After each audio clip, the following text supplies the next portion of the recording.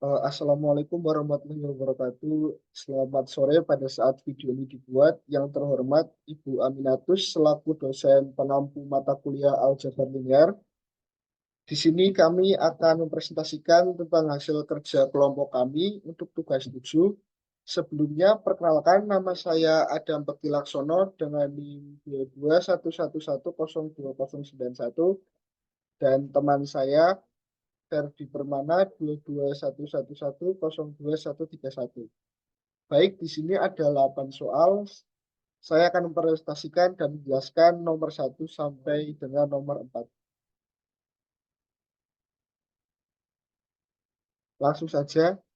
Yang pertama, berikan contoh mendapatkan bentuk eselon baris tereduksi dari matriks berorde 4 ke 5. Di sini kami sudah membuat soalnya. Untuk soal yang pertama, bisa dilihat. Untuk baris yang pertama 12034, yang kedua 01221, yang baris ketiga 17112, dan yang baris yang keempat 00410. Di sini sudah kami masukkan ke Simolab dan menemukan hasil seperti ini. 2 min 1/13, min 7/39, dan 28/39. Baik, langsung saja untuk ke codingannya. Yang pertama, import nampi SNP. Yang kedua, import nampi lim alt s lar. Untuk yang nomor pertama, def codingan Pythonnya def Gauss Jordan Elimination Matrix. Untuk for in range, yang ini untuk if np, yang ini for g in range. Terus kita return, kita masukin baris yang pertama ada 12034, baris keduanya 01221, baris ketiganya 17112, dan yang terakhir 00410. Langsung kita print. Nah, ini udah kita run. Nah, ketemunya seperti ini. Untuk kenapa jawaban di Simolab dan di Python itu eh, berbeda dalam bentuk, karena untuk yang di Simolab itu nanti keluarnya bentuknya itu pecahan. Tapi untuk yang di Python itu bentuknya itu desimal. Lanjut untuk yang nomor 2. Untuk yang nomor 2 ini soalnya berikan contoh mendapatkan determinan matriks berorde yang pertama ada 2 kali 2, yang ketiga ada 3 kali 3, dan yang terakhir ada yang 5 kali 5. Baik, untuk yang pertama itu orde 2 kali 2. Untuk baris pertama 37, baris keduanya 65. Untuk yang nanti orde 3 kali 3 itu baris pertamanya 733, baris keduanya 564, dan baris ketiganya 289. Untuk orde yang 5 kali 5 bisa dilihat sendiri pada slide yang sudah terpampang. Jadi untuk yang orde 2 kali 2 ini sudah kita masukkan ke Simolab dan hasilnya itu min 27. Untuk orde 3 kali 3 127, dan yang 5 kali 5 12. Untuk codingannya sendiri nomor 2, untuk orde 2 kali 2 determinan matriks 2 kali 2, arraynya kita masukin baris pertama 3/7, baris keduanya 6/5. Terus kita print hasilnya min 27,0. Sama ya untuk baris ya, untuk orde yang 3 kali 3, baris yang pertama 733, baris keduanya 564, dan yang baris ketiganya 289. Kita print hasilnya sampai 26,999, kita bulatkan jadi 127.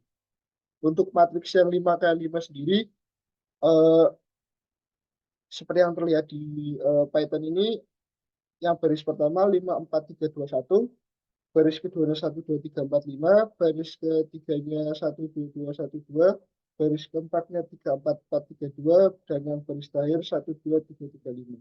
Kita print ketemunya 12,0. Sama ya. Lanjut untuk nomor 3. Berikan contoh mendapatkan inverse matrix berorde 2 kali 2, 3 kali 3, dan 5 kali 5. Ini untuk inverse matrix.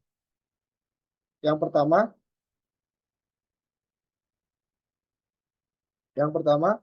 baris pertama 2/4, yang baris keduanya 4/2. Untuk inverse yang orde 3 kali 3, baris pertamanya 441, baris duanya 122, dan baris ketiganya 131. Untuk orde yang 5 kali 5, seperti yang sudah terlihat di slide, ya ini sudah kami masukkan ke Simolab dan menemukan hasil untuk order 2 kali 2 itu baris pertamanya min 1/6 sepertiga, terus baris keduanya sepertiga sama min 1/6. Untuk order 3 kali 3, baris pertamanya 4/11, 1/11, min 6/11. Baris keduanya min 1/11, min 3/11, sama 7/11. Untuk baris ketiganya min 1/11, 8/11, dan min 4/11. Untuk order 5 kali 5-nya bisa dilihat sendiri ya di sini. Ini untuk codingannya. Untuk codingan nomor 3-nya, kita masukin inverse matrix 2 kali 2-nya.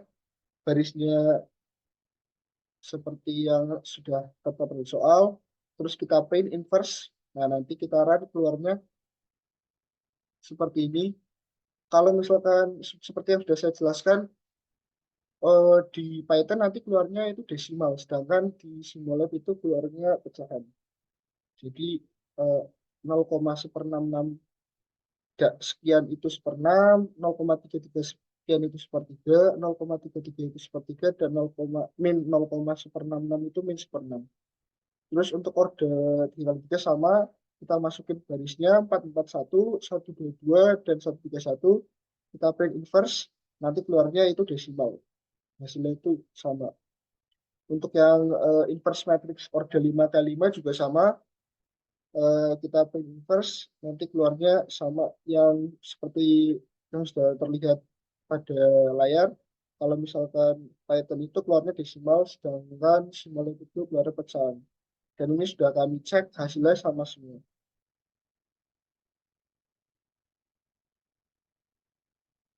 Lanjut untuk yang nomor 4, berikan contoh matriks yang tidak memiliki inverse. Jadi ini kita sudah membuat soal yang nanti outputnya sendiri di Simolab itu keluarnya matriks ini itu singular.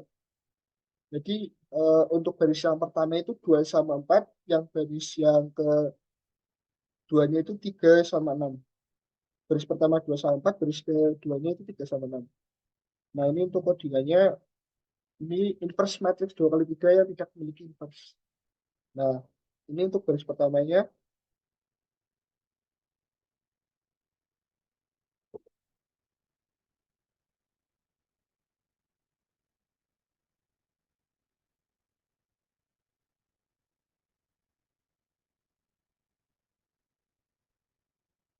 Nah, sekarang. Nah, output yang keluar itu matriks ini tidak memiliki inverse. Itu sama matriks ini itu matriks ini itu singular. Jadi itu penjelasan saya nomor 1 dan sampai dengan nomor 4. Akan diteruskan oleh teman saya Ferdi Permana untuk nomor 5 dan seterusnya. Sebelumnya, Assalamualaikum warahmatullahi wabarakatuh. Perkenalkan, nama saya Ferdi Permana dengan NIM 22111102131. Di sini saya ingin melanjutkan penjelasan ya untuk dari nomor 5 sampai nomor 8. Nah, untuk yang pertama nomor 5 dulu ya. Berikan contoh untuk menghitung operasi matriks yang melibatkan penjumlahan, pengurangan, perkalian, transpose, dan inverse. Inverse matriks, jangan lupa untuk sesuaikan dengan matriksnya. Mungkin ini bisa dilihat di hasil simbol labnya. Saya ingin menjelaskan langsung ke codingannya aja. Jadi codingan itu implementasi operasi matriks menggunakan bahasa pemrograman Python dengan menggunakan library NumPy untuk manipulasi matriksnya. Nah, di sini mendefinisikan matriks A, B, C-nya dulu. Matriks A dengan 2 kali 2 elemennya 7,3 dan 5,6. Matriks B-nya 2 kali 2 dengan elemen 3,3 dan 6,4. Selanjutnya matriks C-nya dengan sebuah matriks 3 kali 3 elemennya 2,9,1, 1,3,1, 1,2,3. Nah, terus selanjutnya ada penjumlahan matriksnya. Melakukan penjumlahan antar matriks A dan B, hasilnya disimpan dalam variabel C addition. Selanjutnya ada operasi pengurangan matriks, melakukan pengurangan matriks antar matriks A dan B, hasilnya disimpan di variabel C subtraction. Selanjutnya ada di operasi perkalian matriks. Melakukan perkalian antar matriks A dan B menggunakan fungsi NP dot dan hasilnya disimpan dengan variabel C multifunction. Dan terakhir ada engineering transform matriks A dulu ya. Transform matriks A ini melakukan transpose menukar baris dan kolom dari matriks A menggunakan fungsi NP transpose, hasilnya disimpan dalam variabel A transpose. Dan yang terakhir ada inverse matriks C, menghitung inverse dari matriks C menggunakan fungsi NP line int, hasilnya disimpan dalam variabel C inverse. Nah, untuk ini printnya ya, print matrix. Bisa dilihat. Dengan demikian, coding di atas mengilustrasikan penggunaan AMPI untuk melakukan berbagai operasi matriks seperti penjumlahan, pengolahan, perkalian, transform, dan inverse. Untuk hasilnya, hasil penjumlahan matriks A dan B 10, 6, 11, 10. Sama ya. Hasil pengurahan matriks A dan B 40, min 1, 2. Sama. Hasil perkalian matriks A dan B 39, 33, 51, 39. Sama. Transpose matriks A-nya 75, 36. Sama ya. Terus yang terakhir ada inverse matriks C. Nah, untuk hasilnya di sini berbeda karena yang satu dalam bentuk desimal dan yang satu pecahan ya. 5, 5, min 1, min 1. Ini dalam bentuk pecahan, ini dalam bentuk desimal. Selanjutnya nomor 6.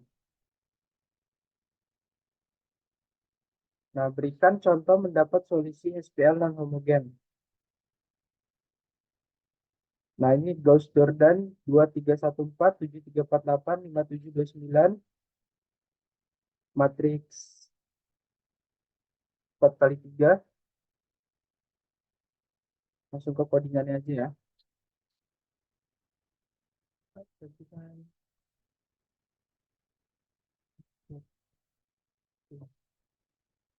Nah, untuk fungsi Gauss-Jordan ini menerima dua parameter, yaitu matriks koefisien A dan faktor konstantan B dari SPL. Untuk fungsi ini membuat matriks augment dengan menggabungkan matriks A dan faktor B menggunakan NP hashtag. Selanjutnya, fungsi melakukan proses eliminasi Gauss-Jordan dengan langkah-langkah berikut. Yang pertama tuh aduk setiap baris dari I dari matriks. Cari baris dengan elemen terbesar pada kolom I atau setelahnya. Terus tukar baris I dengan baris yang memiliki elemen terbesar. Selanjutnya bagi baris I dengan elemen pivot, elemen pada posisi I untuk setiap baris selain baris I. Setelah proses eliminasi selesai, fungsi pengembalian faktor solusi dari SPL yang dihitung dengan matriks augment hasil eliminasinya. Terus masukin isi SPL-nya ya. Kita masukin NPRI sesuai yang sudah kita buat. NPRI-nya dan NPRI-nya dimasukin. Memanggil fungsi Gauss-Jordan-nya. Selanjutnya menampilkan hasil. Nah, untuk hasilnya ini solution dari SPL-nya ya.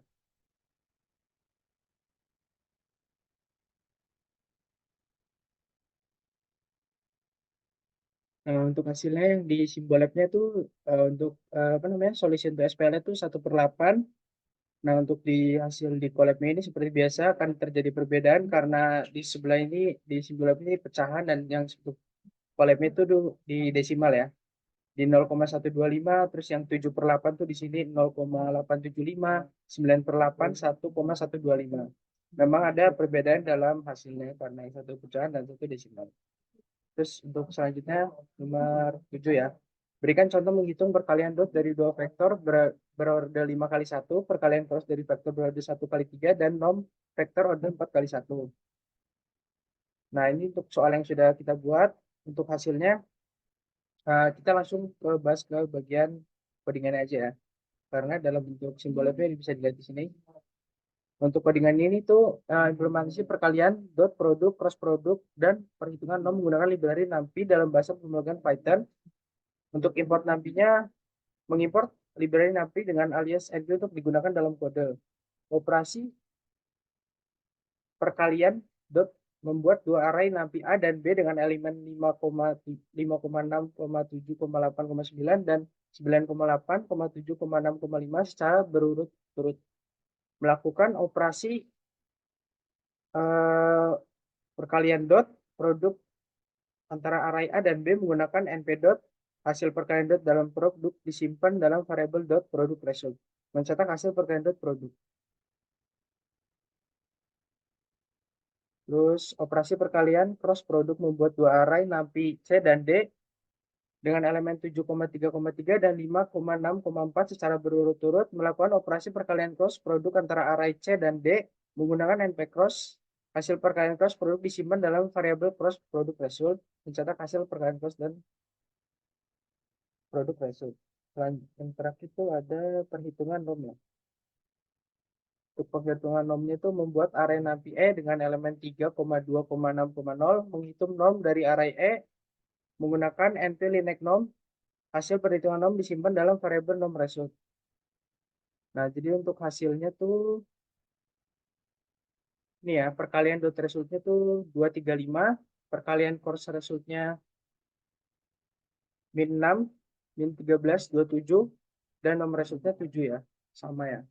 Cuma nanya ini bentuk desimal aja. Dengan simbol desimal. Terus yang terakhir nomor 8. Nih. Berikan contoh pendapatan nilai eigen dan vektor eigen yang bersesuai dari suatu matriks order 3x3 dan 5x5. Untuk ini sudah soal yang kita buat. Untuk codingannya bisa dilihat di sini. Untuk matriks order 3x3 membuat matriks A berukuran 3x3 dengan elemen 2,0, 0, 1,3,4, min 1,0,1. Lalu menghitung nilai eigen dan vektor eigen dari matriks A menggunakan NP linear X. Hasil nilai eigen disimpan dalam variabel eigenvalues 3x3 dan hasil vektor eigen disimpan dalam variabel eigenvector 3x3. Mencetak nilai eigen dan vektor eigen dari matriks A. Terus untuk selanjutnya untuk matriks order 5x5. Membuat matriks B berukuran 5x5 dengan elemen 1,0,6,0,0, 1,7,0,0,0, 0,0,0,4,0,0, 0,3,0,6,0, 0,0,0,5,8. Terus menghitung nilai eigen dan vektor eigen dari matriks B menggunakan NP linear. Hasil nilai eigen disimpan dalam variabel eigenvalues 5x5 dan hasil vektor eigen disimpan dalam variabel eigenvector.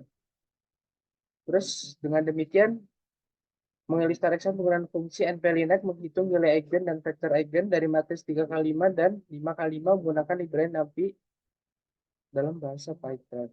Untuk hasilnya bisa kita lihat nilai eigen untuk values matriks 3x3 lambda sama dengan 2, lambda sama dengan 3, lambda sama dengan 1. Hanya saja tidak berurutan ya, tapi nggak masalah sih. Terus kita ada hasil dari vektor eigenvector untuk matriks 3x3. Nah, untuk bagian ini